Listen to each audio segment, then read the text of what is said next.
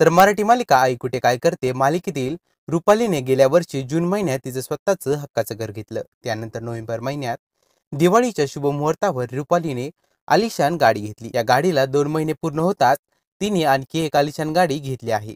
त्याचे फोटोज आणि व्हिडिओज रुपालीने तिच्या सोशल मीडियावर पोस्ट केले आहे. अभिनेत्रीने मर्सिडीज बेन्झ ही गाडी खरेदी केली आहे. या नव्या गाडीचा व्हिडिओ शेअर करत तिने सुंदर कॅप्शन दिलं आहे. रुपालीने असं लिहिलं आहे की एक दिवस मी तुझी मालकीण होईल, ते आज.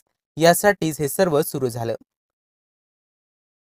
तुम्ही आयुष्यात फक्त स्वप्न पाहू नका, तर ती स्वप्न जगा. त्या स्वप्नांवर प्रेम करा आणि जोखीम घ्या.